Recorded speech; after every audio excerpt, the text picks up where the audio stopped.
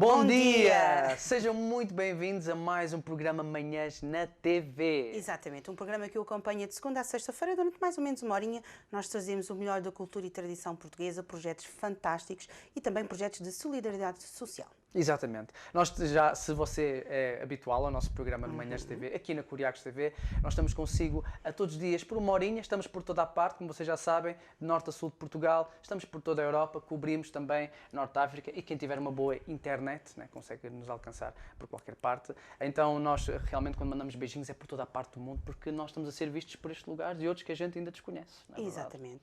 E nós gostamos muito da sua companhia aí desse lado, gostamos que você nos acompanhe e também porque nós também gostamos de trazer para si uma manhã tranquila, bastante alegre, divertida e, acima de tudo, informativa. Exatamente. Nós aqui no Manhãs TV nós abordamos várias temáticas, como aqui a Sara já falou. Temos sempre convidados fantásticos para si. E hoje temos um convidado especial. Hoje temos dois convidados fantásticos. Temos dois. E a verdade é que se você diz assim, tenho que conhecer o Manhãs TV, se nos procurar no YouTube, nós temos as nossas entrevistas disponíveis para você rever e também partilhar, se gostar dos nossos convidados. E temos sempre gente e projetos fantásticos que vocês, com certeza, se não viram, vão começar a ver e vão adorar. Agora, nós queremos só convidar vocês a nos seguirem nas redes sociais. Exatamente. Facebook, Instagram, né? Nós colocamos sempre lá fotos nossas, não é verdade, Exatamente. Sara? Fotos nossas. Dos convidados. Brincadeira, fotos dos convidados, todas as informações do Manhãs na TV estão ao seu dispor através dessas redes sociais. Exatamente, e nós também queremos que você coloque lá o seu comentário, o seu gosto em relação aos programas que viu, aquilo que achou, que nos subscreva no nosso canal também para acompanhar. Portanto, o seu comentário é extremamente importante para nós. Se quiser nos visitar, ora bem, pode tentar passar pelo segurança à Sucapa, não é verdade? Ou então, de forma mais segura, falar-nos pelo nosso e-mail, pelo nosso Facebook e agendar um dia para que possa estar aqui connosco no Manhãs TV. Teremos todo o prazer. Nós não temos assim muitos requisitos. Pague-nos o pequeno almoço e você pode estar aqui connosco sem problema nenhum. E uma horinha passamos bem. Hoje nós vamos estar a falar acerca de um grupo muito conhecido, que é o Grupo Fernando Oculista. Ora bem. É verdade. E temos aqui também dois convidados muito ilustres. O Rafael Claro da Silva, que é filho do fundador deste grupo. Exatamente. E temos também uma cara muito conhecida, que é o António Sala, mas está aqui no programa. Exatamente. Portanto, o que é que quer dizer, José? Quer dizer que eu hoje vou estar a jogar a bola com o Cristiano Ronaldo. Pronto, basicamente é isso que me estão a dizer, estão a perceber? Estão-me a dizer, e tal, vais apresentar o António Sala? Sem problema nenhum. Vou tocar uma música para o Rui Veloso a seguir a isto, também não há problema nenhum. Até risquei a calça quando estava aqui a escrever anotamentos, foi para a calça. Mas nervoso? Não estou nervoso, mas a verdade é que temos aqui uma pessoa bastante também conhecida. E hoje vamos estar a falar acerca também de uma celebração que aconteceu muito especial. E temos então um programa bem à maneira para todos. Ora bem. Então, sendo assim, acho que podemos seguir ao nosso separador, vamos aos nossos convidados. Exatamente, e nós voltamos já. Já, já.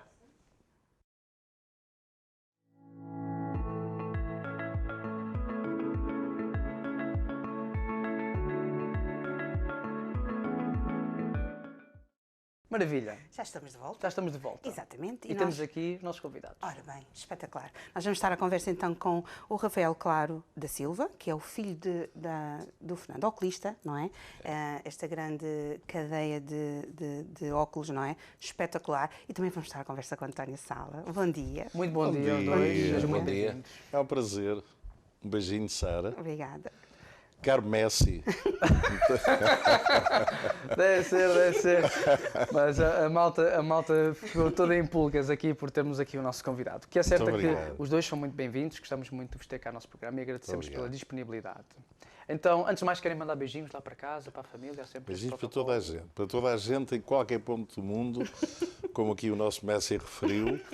E espero que estejam bem e que gostem do programa e continuem a acompanhar. E quando chegarem ao fim não fiquem desiludidos e assim, ei, grande seca. Não, que digam assim.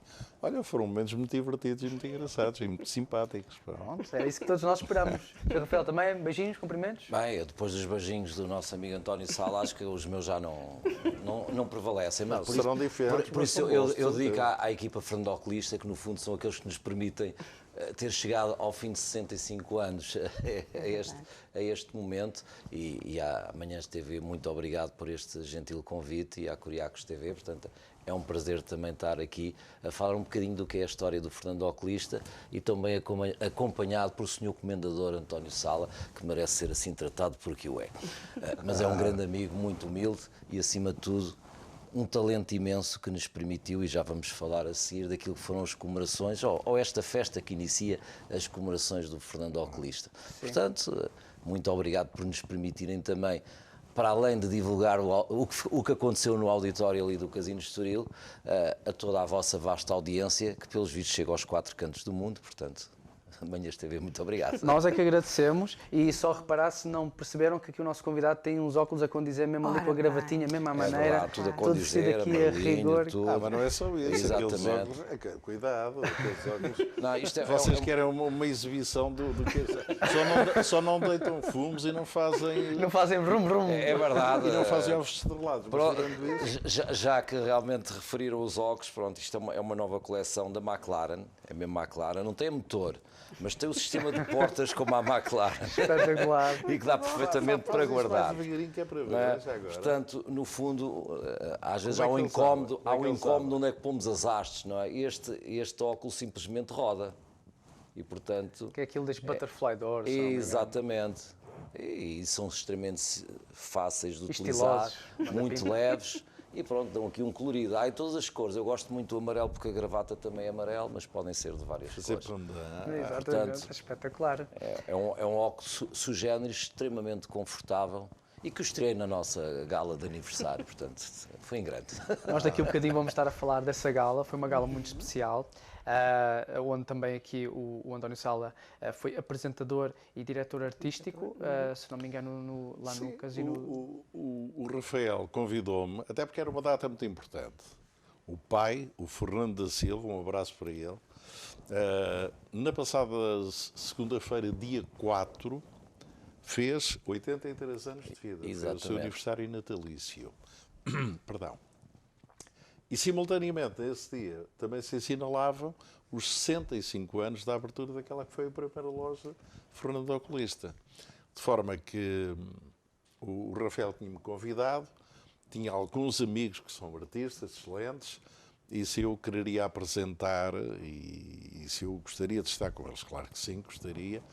E eu aí fiz-lhe um desafio e disse, porque é que não vamos mais longe? Eu já estou muito, e ele sabe, estou muito cansado daquele tipo de espetáculo em que o locutor entra, apresenta, cantou, vai cantar, sai e entra. Como eu costumo dizer, o programa de variedades, não é? Como se fazia há décadas e décadas. E eu acho que há que dar um passo em frente e fazer as coisas de uma maneira diferente. Estamos a contar a história de um homem que fazia 83 anos, Sim. que fez.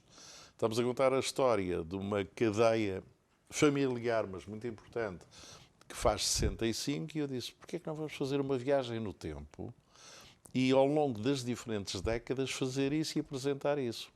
E então assim começámos, exatamente na década de 50, com imagens fantásticas do que aconteceu de mais importante nesses 10 anos em todo o mundo e em Portugal, e na carreira do Fernando Oclista. E depois, a seguir, eu vestia-me mesmo de forma própria, como seria nos anos 50, tinha o tipo de ar e de apresentação que na altura as pessoas tinham, que era completamente diferente do que é hoje. Era muito mais representada, até porque muitos dos locutores que surgiram de Chumé eram atores. E tinha uma experiência de teatro que hoje para mim a televisão e o teatro é a arte da naturalidade. Mas se recuarmos umas décadas, isso não era muito aplaudido, a naturalidade não era... Não, havia a arte da representação. E o que era a representação? Era ter um ar e ter uma pose e falar de uma maneira que não é propriamente a maneira como nós estamos aqui a falar, ou como se falava na altura também, as pessoas normalmente, umas com as outras. De maneira que fomos anos 50, anos 60, portanto eu acabei por ser um bocado de tudo. Nos anos 50, um homem dos anos 50, nos anos 60, um rapazote de gravatinho muito fininha, com um blusão, de que era aquilo? Tipo mais para o hippie, uma coisa Sim, assim. uma coisa do estilo. Nos anos 70 assumiu o ar revolucionário, de charuto a Fidel de Castro, e os tons vermelhos do palco, e o Carlos Alberto Muniz foi o artista dessa década que nos cantou canções ligadas à Revolução e que marcaram e que ficaram. Depois, nos anos 80, tudo começa a mudar, e desde a música até às intervenções, tudo que acontecia, estava datado no tempo, e era aquela década. Mas é que as pessoas, no fundo, acabaram por ter um espetáculo que foi uma viagem ao longo do tempo, dos acontecimentos, da música que marcou e do estilo, desde o vestuário até a tudo. E pronto, eu não posso estar a falar elogio em boca própria, mas acho que correu muito bem e que foi um espetáculo muito interessante. Podes, porque realmente... Posso, mas não devo. Não, podes, porque no fundo só reproduzimos todos os comentários que nós ouvimos, e se for assim não estamos a fazer elogio em causa própria, só estamos a citar aqueles que nos elogiaram. E realmente foi um sonho concretizado, porque isto nasceu numa conversa aí no início do ano passado.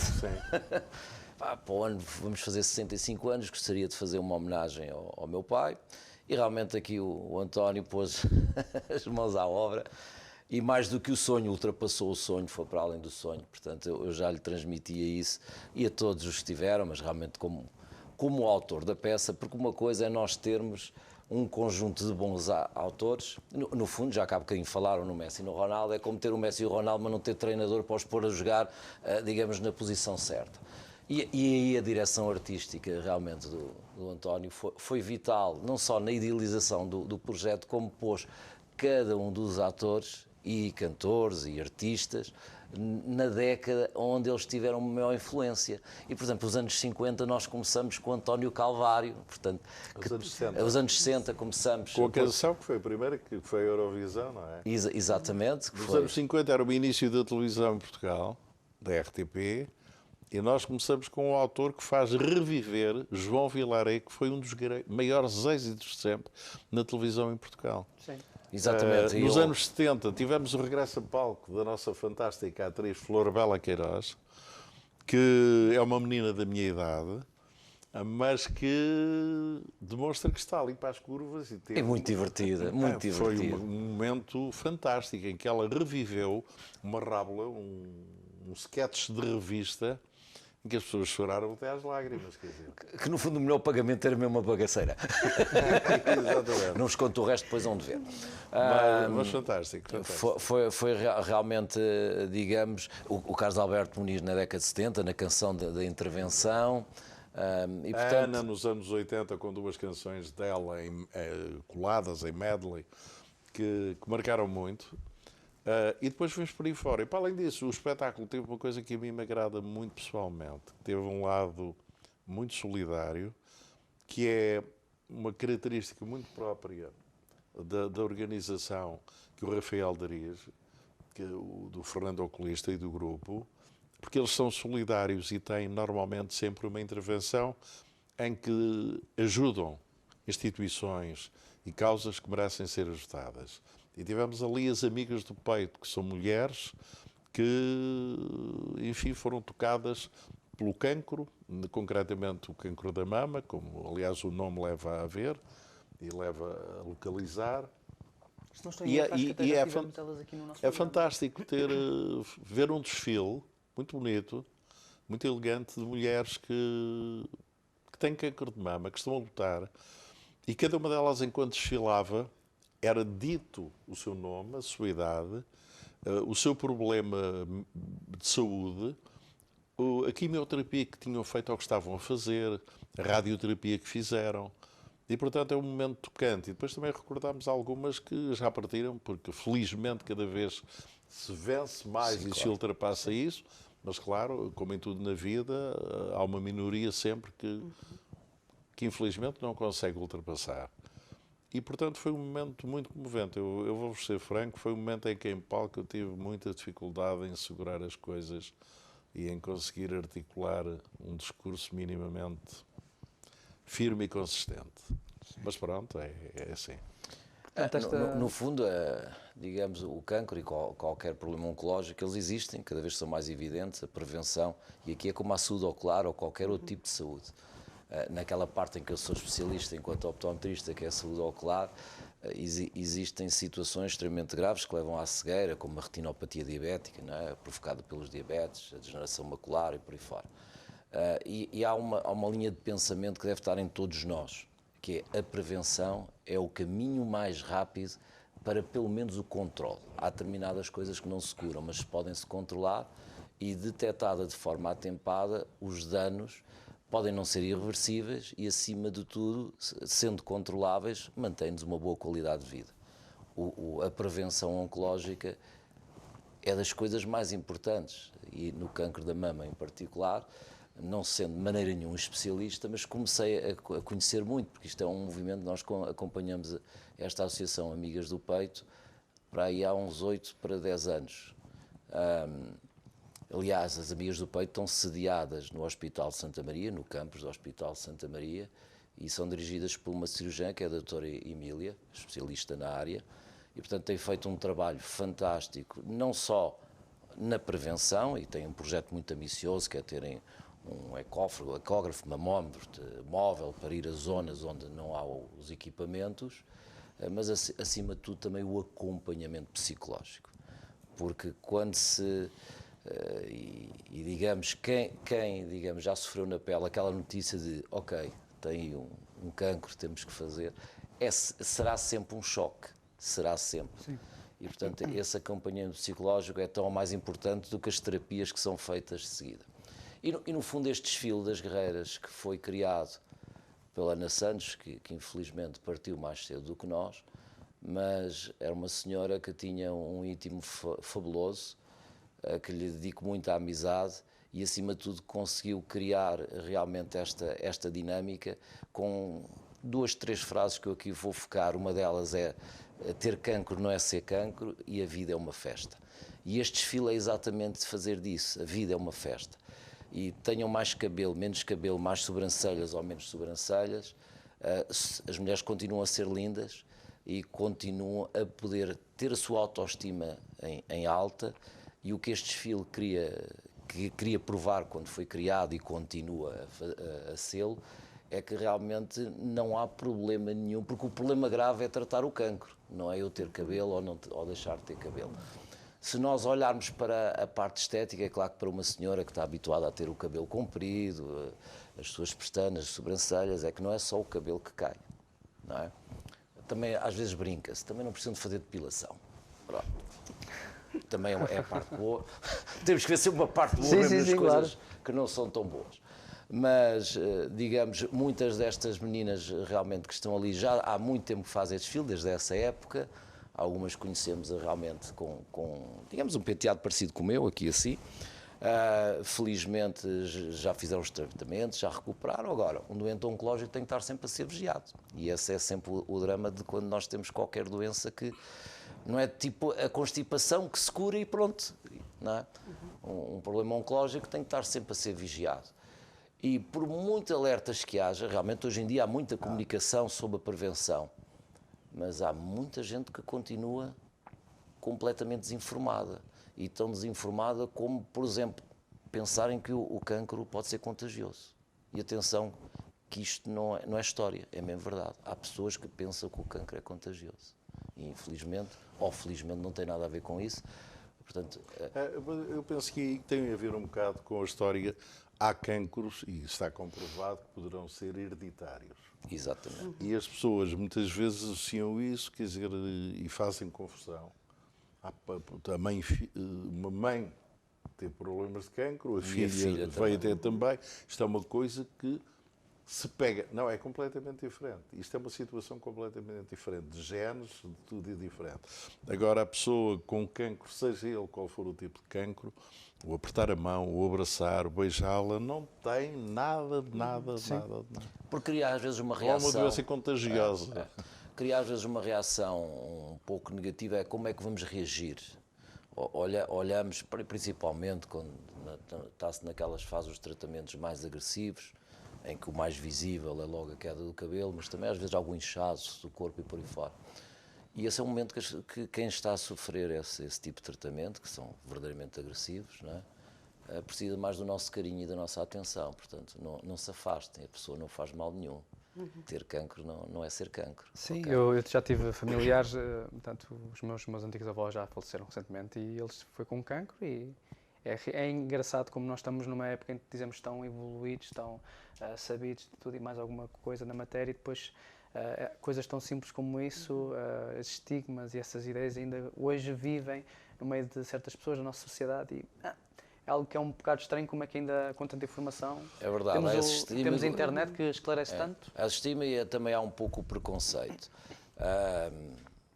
Aliás, há um movimento onde nós também tivemos muito interligados, que se chama Sem Preconceito, da Paula Lopes, mais conhecida pelo Patucho. Um grande beijinho, Patucha, se me vires. E que nós também tivemos várias convergências de projetos, e ela fez um trabalho fantástico, ajudando ali à ala do Hospital Dia da Amadora, também às Amigas do Peito. Mas estes apoios nunca são suficientes, e nós vimos às vezes na comunicação social o que custa cada tratamento, não é? Sim. O que custa cada casa quando as pessoas vêm de fora e têm que fazer tratamentos seguidos, porque depois têm ali algumas dificuldades. Por exemplo, as Amigas do Peito têm um trabalho muito bonito com os PALOP. Há senhoras que vêm realmente dos PALOP e que depois têm que ser aqui instaladas, elas têm também uma casa de apoio. Portanto, por muitos apoios que acham, e eu costumo dizer que migalhas também é pão, tudo conta. E, portanto, mesmo pequenos contributos, e daí, como o António estava a dizer, nós doámos, porque aqui o espetáculo é a nossa festa. Não era importante, claro que há custos, mas com a simpatia de todos os artistas, incluindo aqui o nosso amigo António Sala, que nos permitiram, de uma forma filantrópica, fazer aquele espetáculo, nós doámos a parte líquida às Amigas do Peito. Quem sabe um dia até podem voltar aqui, até porque elas têm sempre muita coisa a contar, a doutora Emília. E o que eu ia dizer é que realmente os contributos são sempre insuficientes e a comunicação sobre qualquer patologia também é sempre insuficiente, porque há sempre novidades e há sempre pessoa que nunca nos ouviu. Portanto, nós devemos sempre, sem massacrar, obviamente, porque a vida é uma festa, também não precisamos estar sempre a olhar para a parte negativa da doença, claro. Até porque o câncer da mama, e isto é a doutora Emília que diz, é de um dos cancros com maior prevalência, mas é com maior taxa de sobrevivência. Portanto, infelizmente, quem não supera a viagem, esta viagem difícil que é todos os tratamentos, é uma parte muito ínfima. Não quer dizer que seja fácil toda a viagem dos tratamentos. Claro. É uma viagem muito turbulenta. Eu sou um exemplo, eu sou um doente oncológico, já tive 2 cancros, um cancro de rim e um cancro da próstata, qualquer deles bastante agressivos. Como disse muito bem o Rafael, é uma doença em que eu às vezes ouço pessoas dizer assim, venci um cancro. Atenção, o cancro é uma coisa que se vence, é uma coisa que se vai combatendo e vai se empurrando contra a parede. Mas nunca se pode dizer, e isto é bom, até no sentido da prevenção, dizer acabou. Não, temos de estar atentos. Por isso eu continuo a fazer os meus exames de rotina, com regularidade. Depois o espaço vai aumentando, coisas que faziam no início 3 em 3 meses, passa de 6 a 6, depois de ano a ano. E há algumas até situações em que o médico diz, não, olha, só daqui a 2 anos, a não ser que você sinta qualquer coisa, e aí logo vem. Mas isso é importante. E é muito importante dar este exemplo.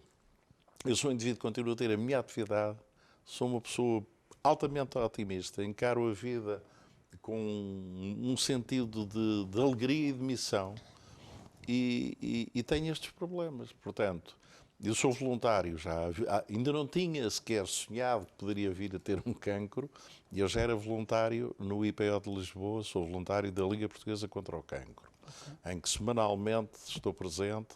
Comecei por ser voluntário na pediatria, e estive lá há largos anos.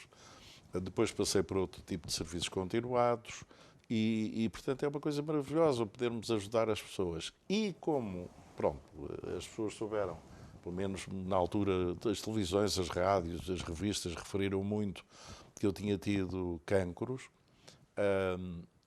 as pessoas que estão acamadas, estão naquele hospital, e quando eu passo pela cama, porque eu normalmente o que faço é refeições, é dar na boca comida que as pessoas não podem, não têm capacidade, algumas delas, naquela altura, para poder fazer isso. E as pessoas, quando me reconhecem, eles dizem, isto é o fulano tal, as pessoas dizem, mas o senhor só teve um problema. Mas está bem, não está. Se dá esperança, que é isso que se quer, que é que se quer, não é? E isto eu percebi que às vezes, por exemplo, eu lembro perfeitamente esta história de um senhor que eu visitava habitualmente nas visitas das terças-feiras e para dar comida, e há um dia em que ele diz-me assim, Sr. António Sala, o senhor foi operado de um cancro do rim? E isso foi. Há quanto tempo? E eu na altura disse, já há 6 anos ou 5 anos. E ele, e como é que está e como é que se sente isso? Estou aqui. É como vê, é como em carne vê. e osso, um bocado mais em carne que osso, mas enfim. Mas estou aqui e ele disse, eu vou ser operado para a semana. É exatamente esse problema que o senhor teve, que eu tenho e tudo mais. E disse, olha, fantástico, o que é que me sigo direito? Recuperei em X tempo, estou aqui como vê, não sei o quê. E eu percebi, ele disse, olha, isto para mim foi um ânimo maior do que o médico a dizer-me que vai tudo correr bem. É porque é prova viva Sim. de que realmente Está ali um Resultar. exemplo vivo de alguém que passou consegue pelo mesmo. ultrapassar e depois, claro, tem que se acompanhar todos esses tratamentos, E dar toda este essa prevenção. testemunho e transformar isto não propriamente... Claro que é difícil, claro que ninguém está preparado. Eu lembro a primeira vez que me disseram, em que o médico me pôs a mão no ombro e disse, meu amigo, tens um cancro. Faz-se um flashback em 3 segundos da nossa vida toda, de certeza, não é? Foge-nos o tapete debaixo dos pés, sim. é horrível. Mas depois há uma luta que se trava e que pode ser fantástica, com a ajuda da família, dos amigos, daqueles que já passaram pelo mesmo e que nós vamos depois descobrir. Muita gente, parece que começam a sair debaixo das pedras, pessoas que tiveram o mesmo problema e que nós nem sonhávamos e que dizem, não, estou aqui, estou bem, ou coisa do género. E isso é fantástico. De maneira que tudo que se possa utilizar em termos de comunicação social para alertar as pessoas, não só para este problema, mas para outro tipo de problemas, é excelente. Para que as pessoas tenham uma noção de que isto faz parte do ciclo da vida. Há pessoas a que não vai acontecer, fantástico, sortudos. Há outras a que vai acontecer, é como todos nós demos uma queda ou caímos por uma escada. Sim, exato. E ou partimos mais isto ou menos aquilo, ou aleijamos e demos trambolhões, e isto para alguns é um trambolhão na vida e para outros tem recuperação. Depois há aqueles casos, como em tudo, não é? Nós estamos aqui a conversar e nesta altura, nas estradas, há centenas, se calhar, de milhares de pessoas a circular. E então, há horas matinais. Nós temos consciência que, neste preciso momento, e infelizmente, está a acontecer um acidente qualquer. Mas não quer dizer que esse acidente tenha consequências mortais. Haverá outros que têm, mas se pensarmos, a estatística funciona, é residual. Nestas coisas, também o é. De maneira que... Força. Sim. Sr. Rafael, em relação à parte da ótica do seu pai, não é? Como é que é seguir estes, e desde já mandamos um beijinho ao Sr. Fernando, como é que é seguir a vida do seu pai, tudo isto que ele construiu ao longo destes 65 anos? Bem, primeiro do que nada é um grande orgulho, não é? Eu realmente não era para seguir a ótica. Eu, com os meus 18 anos, estava a acabar o 12º ano e possivelmente ia para qualquer coisa ligada à eletrotecnia. Isso surge, ele desafia-me. Eu fazia já umas coisitas lá na loja, de vez em quando nas férias e por aí fora. Mas surge um curso de contactologia no Fundo Social Europeu. Eu estava a tirar o 12º ano e, portanto, havia ali um tempozinho vago e apaixonei-me pela contactologia. E a partir daí recuei até algum tempo e enverdei pela ótica, sendo eu costumo chamar que é a nobre arte de ser óptico, porque a ótica, no início dele, eles eram autênticos artesãos. Os técnicos de ótica dessa época eram autênticos artesãos, porque fazer o corte de uma lente com estes formatos, que era tudo feito de forma manual, era realmente algo que não era para todos. Portanto, o técnico de ótica era muito importante, ainda hoje o é, mas nessa altura era vital. Sem ter um técnico de ótica experiente, o que acontecia é que as lentes ficavam todas mal cortadas, não é?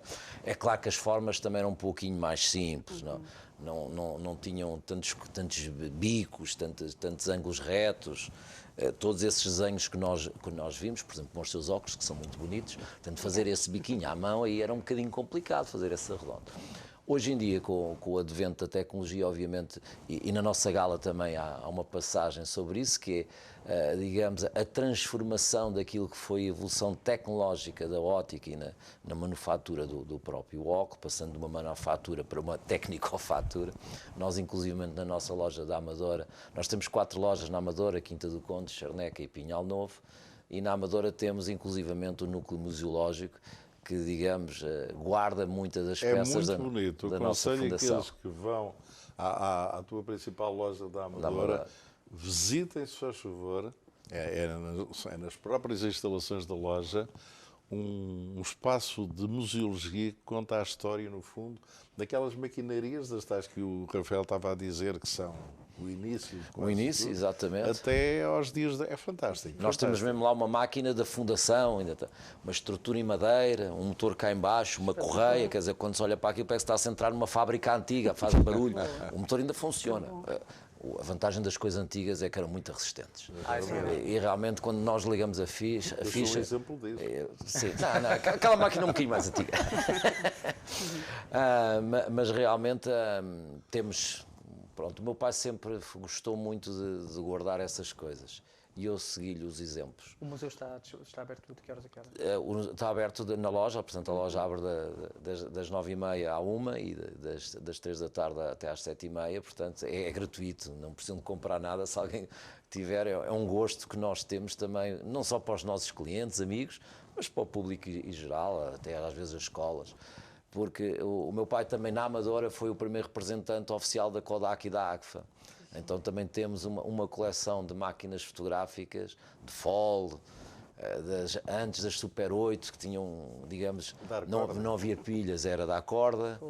Máquinas de filmar, de fotografia, coisas fantásticas. Temos realmente uma coleção, pronto, modesta, simpática. Mas obviamente que marca ali também um bocadinho da nossa história e da evolução tecnológica, quer dizer, por exemplo, nas máquinas fotográficas é muito visível, portanto são equipamentos mais pequeninos, conseguimos pôr numa prateleira o que é a máquina digital dos nossos dias, que todos nós conhecemos, mas o que era a primeira máquina dos anos 30, por exemplo, porque nós temos até máquinas anteriores à nossa fundação. E, portanto, o advento da fotografia teve uma evolução extraordinária. O advento daquilo que é a ótica e isso do ocular também, porque nós temos equipamentos de análise, nós temos, portanto, os consultórios de contactologia, de optometria, e, portanto, os equipamentos de observação e prevenção de saúde ocular, como podem adivinhar, não tem nada a ver o que eram no início com o que eram agora. E, portanto, também temos alguns equipamentos desse género. Ainda há a tradicional caixa de ensaio, que tem aquela lentinha, não é, que se coloca no óculo. Mas hoje isso tudo está composto num aparelho que se chama Foropter e que é uma coisa assim deste tamanho e que se pode pôr em frente aos olhos e tem lá, digamos, as 200 lentes e todas as combinações possíveis. Portanto, hoje em dia, e não é só no Fernando Oculista, mas hoje em dia não há necessidade de as pessoas não terem um óculo com a graduação atualizada, porque há coisas realmente, como há bocadinho nós estávamos a falar em off, de um óculo deste género e com este tipo de lentes, que são muito, muito evoluídas, mas há outras situações que também nos permitem ver bem e continuam a ser económicas, com os 79 euros, aqueles ditos preços de fábrica que estão muito comuns. Todos os oculistas podem ter, o Fernando Oculista tem, como outros também podem ter. Agora, obviamente, não são os topos de gama. Portanto, digamos, o consumidor, o cliente que procura o serviço no Fernando Oculista pode ter, digamos, o Fiat ou o Ferrari. Eu digo estes exemplos porque até são do mesmo dono, do grupo Agnelli, portanto, é o mesmo grupo. que deve ser quase a mesma fábrica ali ao lado, só que um tem o cavalinho e o outro só diz Fiat. Passas publicidade. Isto para dizer o quê? Que realmente a prevenção, e nós estivemos aqui a falar de uma situação que afeta muito a população mundial, que é o problema oncológico, mas a diabetes é uma das maiores causas de cegueira no mundo e pode ser evitado. E, portanto, nós temos também uma campanha muito grande em relação à diabetes e tínhamos no grupo que integramos, que é os Conselheiros da Visão, tínhamos um projeto que ainda existe de apoio ao treino de cães. Não sei se sabiam, mas há cães que conseguem, quando treinados pelo faro, detectar uma baixa de glicemia no nosso organismo. É impressionante.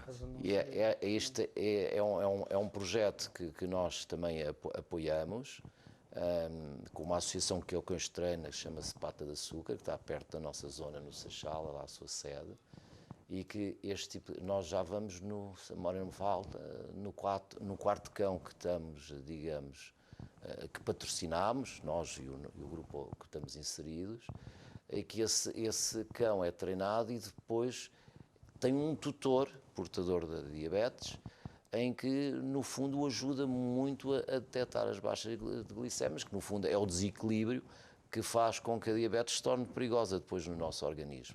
E, quando chega aos olhos, é uma das principais causas de cegueira. E só há uma forma, digamos, de tratar, é prevenir atempadamente.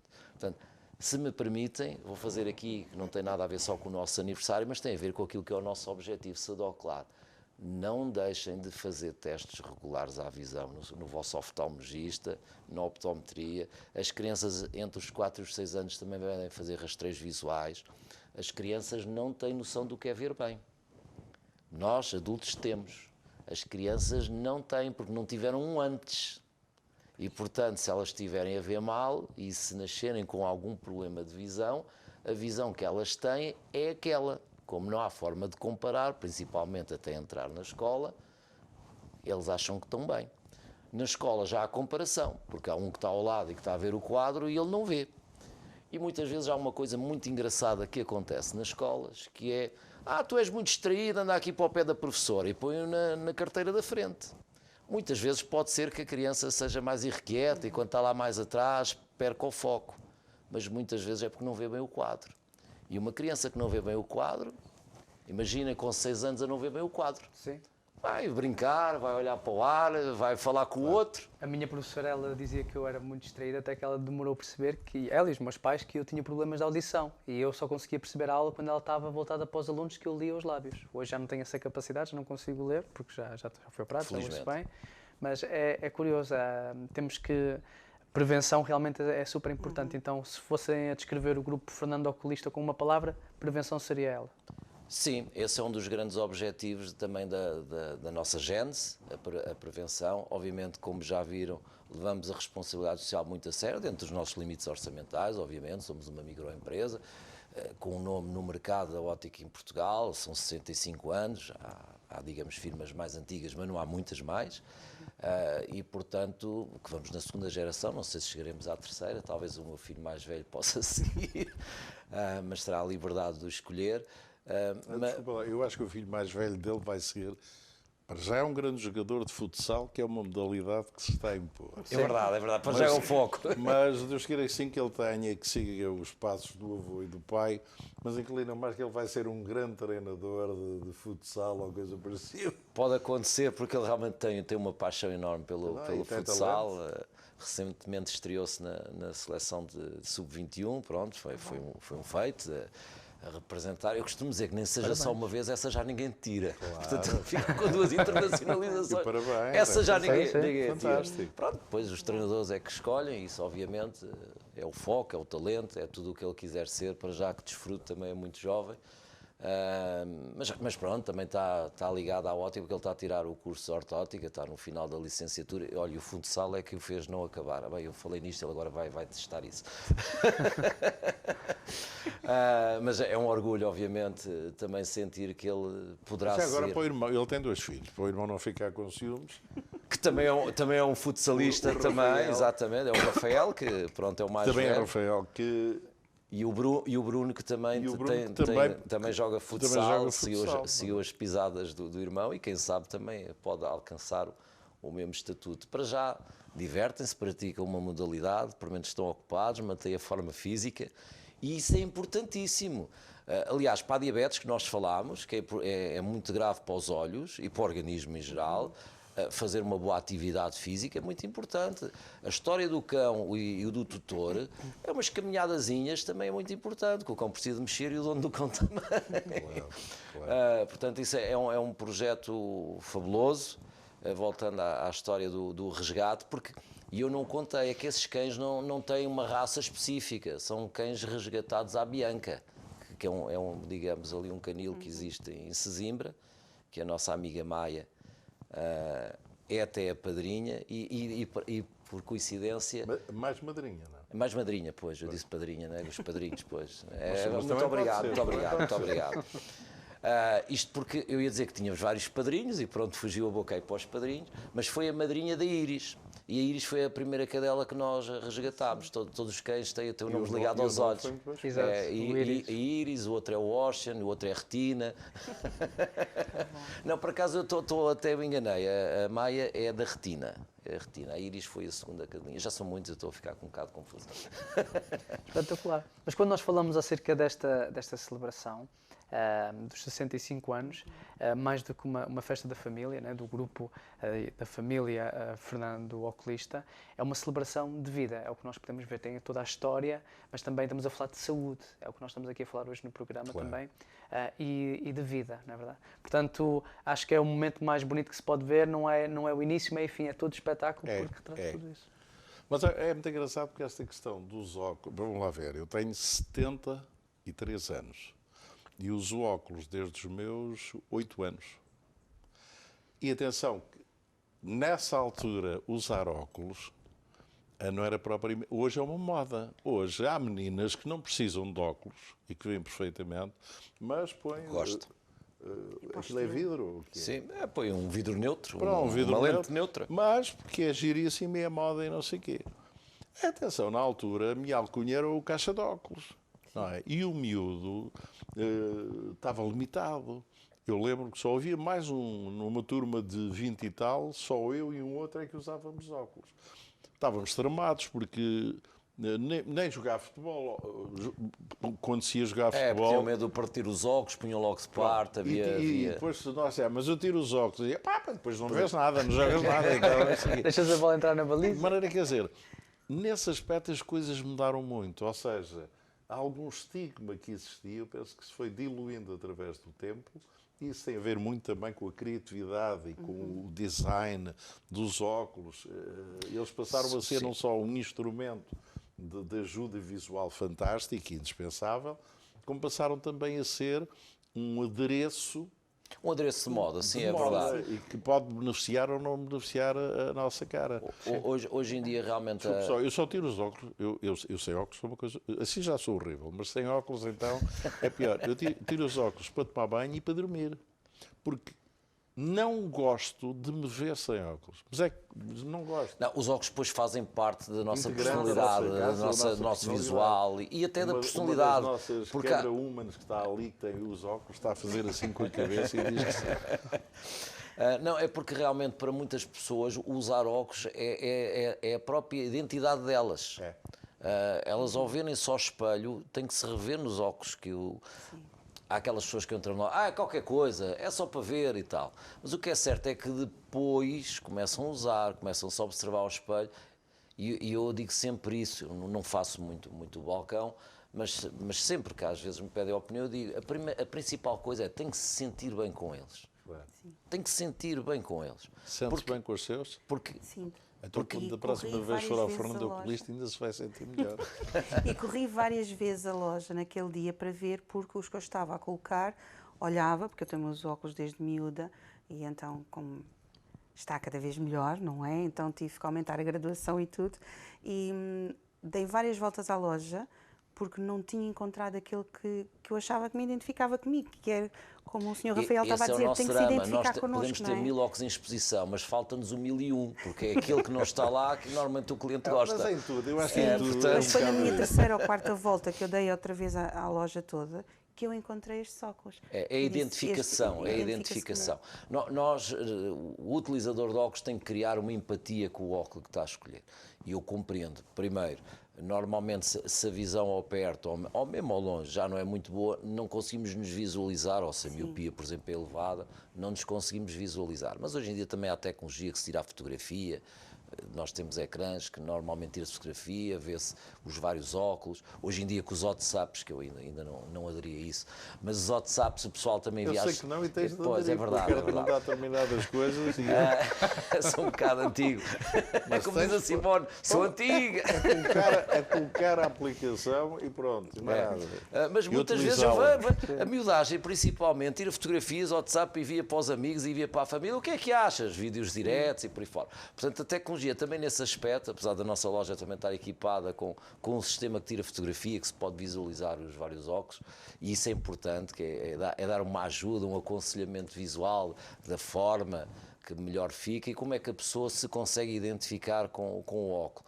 Porque o óculo, acima de tudo, hoje em dia, nós não vimos através do óculo, o óculo é estética, mas vimos através da lente. A lente parece toda igual quando nós colocamos, mas não são todas iguais.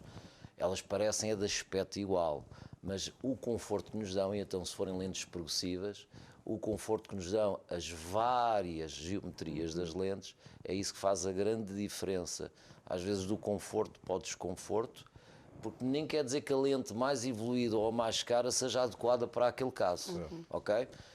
Nós temos que encontrar muito bem as tarefas prioritárias, onde é que a pessoa trabalha, imaginamos, se é motorista, se é contabilista, se é desportista, porque nós temos inclusivamente lentes, a Shamir, que é um dos nossos parceiros, faz lentes específicas para jogar golfe, porque tem uma geometria distinta entre o ver relativamente perto, que não é perto, está ali a um metro e qualquer coisa, e ver à distância. Portanto, daí o nome progressivo, esta progressão da potência que varia e a forma como a lente é fabricada é muito importante também quando nós temos o cliente à nossa frente. Temos que o saber, digamos, identificar, digamos, as suas necessidades visuais. Já agora deixa-me só dizer uma coisa, porque eu sinto-me mais à vontade que ele. Porque isto que eu vou dizer, dito por ele, as pessoas dizem, pois, é o profissional a falar que convém dizer isso. Eu não, eu sou utilizador. Eu penso que uma das coisas que as pessoas têm dificuldade, e a partir de uma certa altura é necessário, são estas lentes progressivas, as lentes que em si incluem, pela parte mais alta, o ver ao longe, a parte média, a média distância, e a parte de baixo, normalmente, é para ver coisas bastante perto. Pronto. É catrático. As pessoas dizem, por exemplo, não me consigo adaptar. Há pessoas que têm uma dificuldade incrível. Atenção, é necessário fazer um esforço no sentido da habituação. Eu era dos rapazinhos não é, já era um homem, mas que tinha muita dificuldade e dizia, eu não me consigo adaptar a isto, eu não consigo ser uma escada com isto faz-me impressão e não sei o que mais.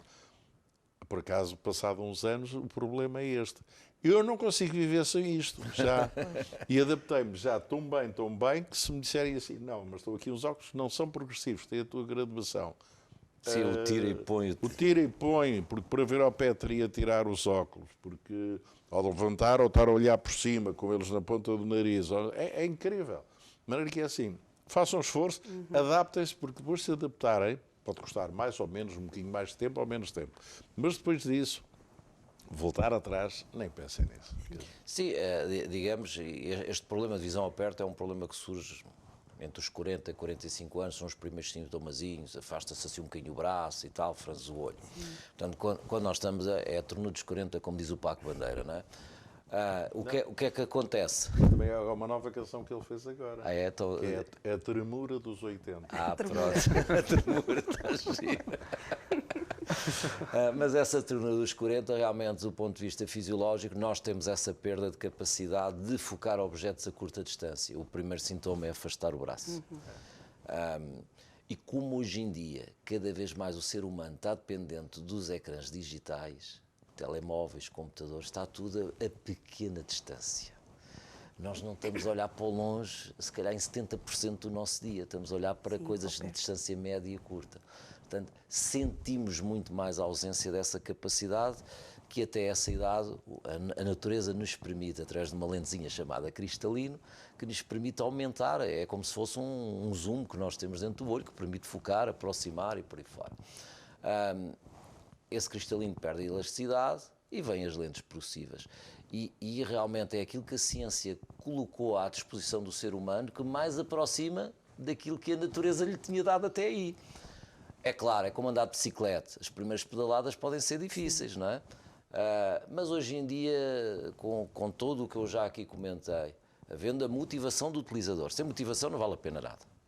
Pode dar uma melhor lente para a mão, neste caso para os olhos, mas sem motivação não acontece nada. Mas com motivação, depois uma boa consulta, uma boa montagem e uma boa seleção de lente, não há razão nenhuma, aliás, acho que toda a ótica do mundo e as fábricas estavam falidas se as pessoas se dessem mal com progressivas.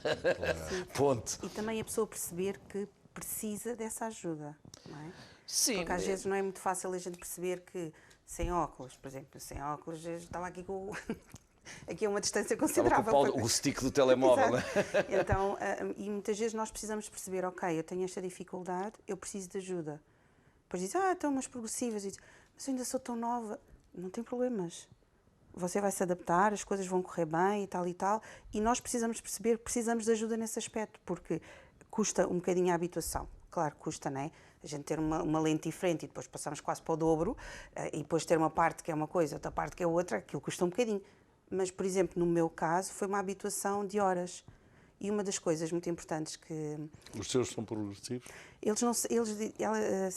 A doutora disse-me que não era progressivo, era aquele intermédio... Tinha um acrescente de potência para perto. Exato, portanto tem uma partezinha aqui... Não, digamos, uma lente, é uma semi-progressiva, em que no fundo não progressiva é que a graduação aumenta de uma forma progressiva ao longo da lente.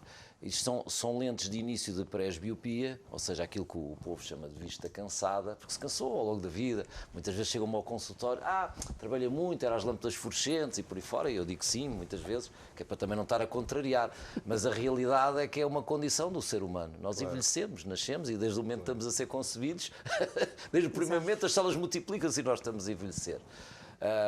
E isso, portanto, é um fenómeno natural. Digamos, este tipo de lente é uma lente que, não sendo progressiva na amplitude da palavra, tem um aumento muito baixo de graduação, que normalmente é meia dioptria, 0,75, 0,80, e que nos permite realmente não notar quase a oscilação da graduação, porque é uma progressão tão suave que facilita muito a adaptação inicial, quando realmente estamos ou na pré-presbiopia ou já numa presbiopia muito inicial. As coisas estamos a aprender neste programa. Sim, estamos a ser demasiado, se calhar, técnicos, não quero fatigar os vossos espectadores. Vocês, se calhar, não estavam à espera que o vosso programa fosse uma aula tão interessante de um optometrista com a distinção profissionalismo e a classe aqui do Rafael Claro da Silva, e que eu acho que é muito importante. Sim.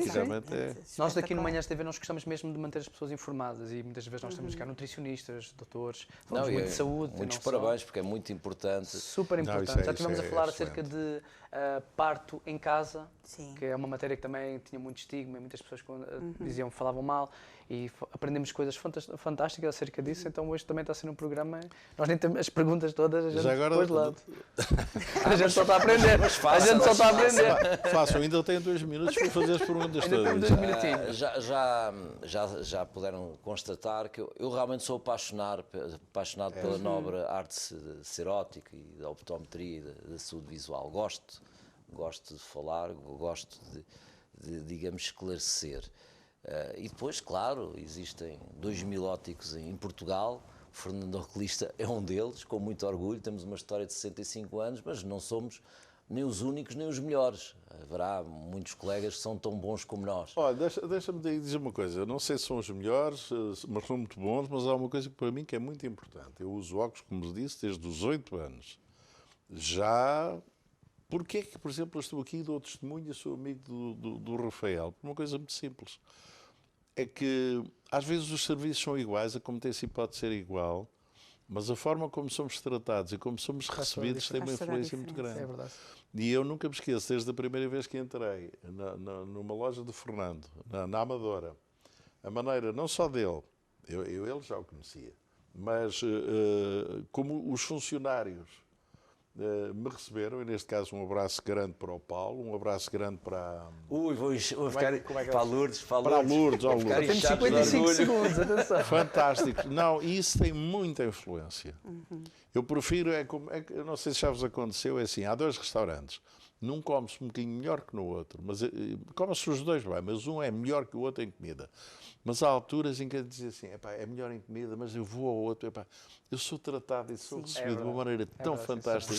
Tem lá um funcionário ou 2 funcionários, que são uma coisa... Não, é por ali. E aqui isto funciona. Infelizmente nós vamos ter que terminar aqui o nosso programa, já chegámos ao final, mas agradecemos imenso, tanto ao António Sala por ter estado cá, ao Rafael da Silva, muito obrigado, foi uma conversa muito boa. Foi sim senhora, gostámos muito. Nós prometemos e cumprimos, trazemos sempre temas e convidados fantásticos e no próximo programa também você não pode perder. Exatamente, e já sabe, nós contamos consigo e nas nossas redes sociais você pode saber quem é o nosso próximo convidado ou mesmo através da Curiacos. Esperamos por si. Até lá. Até lá.